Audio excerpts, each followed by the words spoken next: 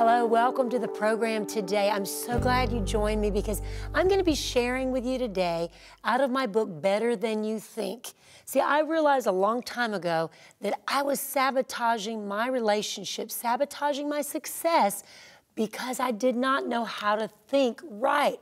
I was thinking on failures and past experiences. I was so self-focused and focused on the things that were wrong with me. I believe we learned that in the earth curse system. We all grew up in the valley of the shadow of death. We grew up in a system that told us we were never going to measure up. We were not enough. We couldn't do whatever it was that we wanted to do. But you know, when we started out as little children, we would have dreams and visions. Very quickly to have someone tell us that's not possible, or you know, stop daydreaming, or stop thinking that way. You need to be doing this. Do you know you'll never change where you are today unless you change the way you think? God began to unveil this to me. Many years ago, actually, I was struggling. We were, financially struggling. We were newlyweds, Gary and I wanted to do something great with my life. I'd always dreamed of doing something fantastic.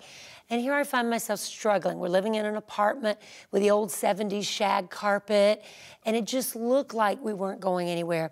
I actually took one of our old vehicles and bondoed it, if you can believe it. If you know what that is, where you take and you cover the rust spots and fix it so I could sell it to pay for our first child that was born. So here I'm a new mom, got a little baby.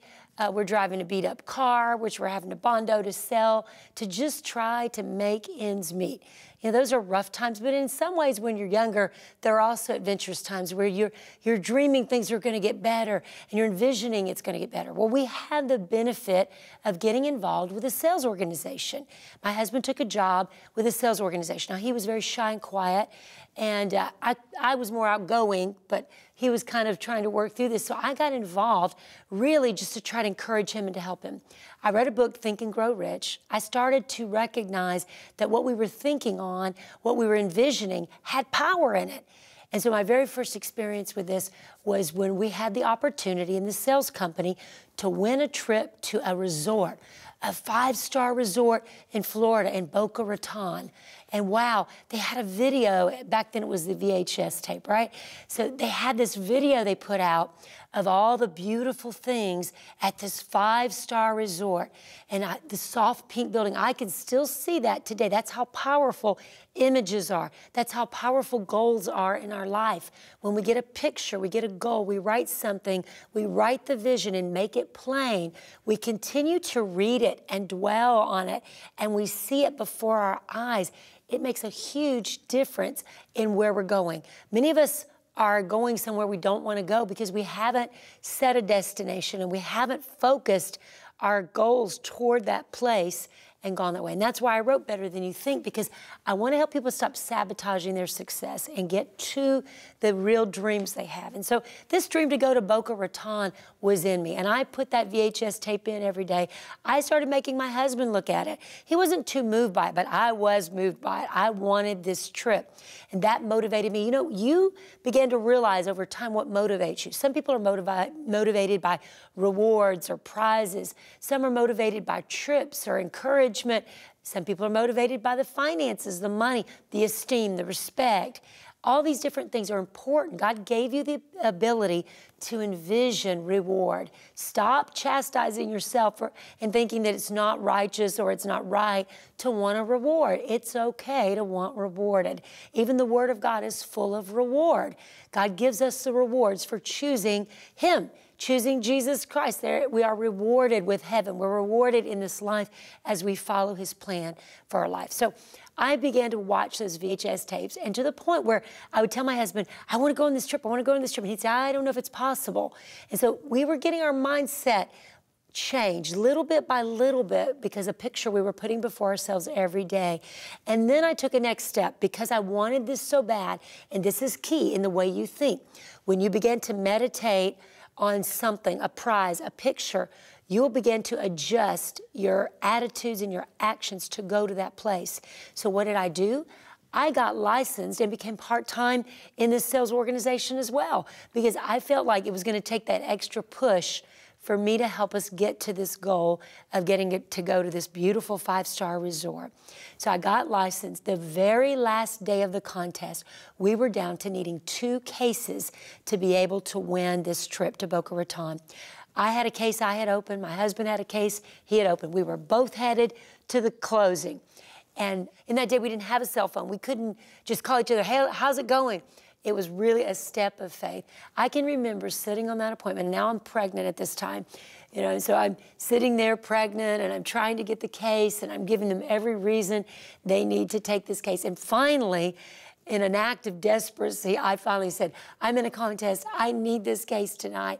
I have to get this. They signed the paperwork. Whatever I said, I don't even know what I said, but because I had a goal, because I had a vision, it helped me to get outside of fear, which is what I want to help you do today. Get outside of the fear, the bondage, the thoughts that are holding you back, and move forward to what God has for you and enjoy the dreams and the visions. And so because I had that vision, I was relentless. I ended up getting the paperwork that evening, getting it signed. Now, let me tell you, when I left there, I had a certain amount of time to get to the FedEx office. I was supposed to meet Gary there. He was getting his case. I was getting mine. We were going to meet there. We were praying and believing both of these cases were going to come through for us. And so I didn't even know how to get to the FedEx office in the amount of time I had left.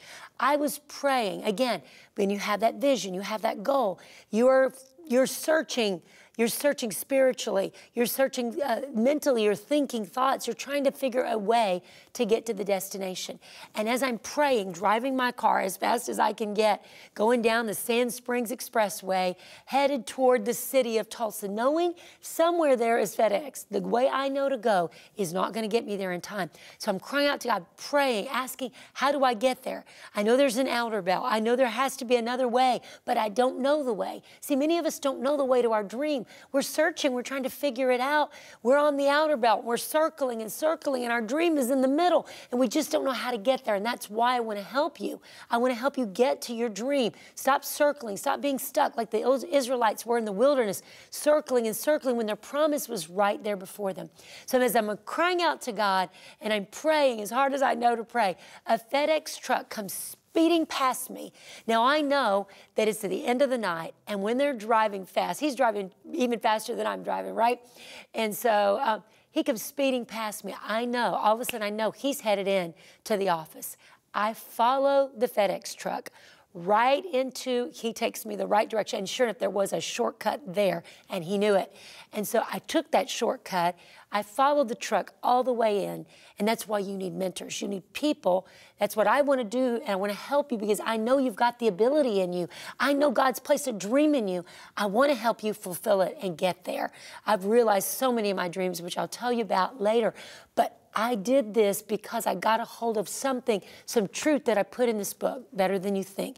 And I carried that out and saw it take me to my destiny. Just like following that FedEx truck, I had a guide. I had someone helping me to get there, a mentor. So I followed him into the parking lot. I'll never forget seeing my husband, Gary, with his hands up around his eyes, looking into the darkness, searching for me to come.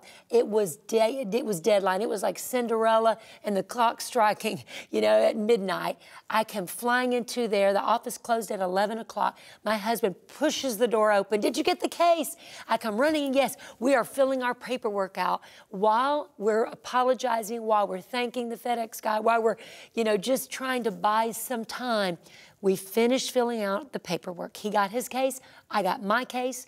We put them in that overnight envelope. And, you know, there's that feeling like, we did it, but yet you still don't know, right? You still haven't got the prize, but you know it's within tasting distance. It's there. It's close. It's so close. And that's the way it is when we begin to envision our dreams. We write our goals. We deal with the fears that are trying to lie to us constantly and tell us we can't do it, it's not possible, it's, you know, you're not capable. And you've got to be careful who you share your dreams with.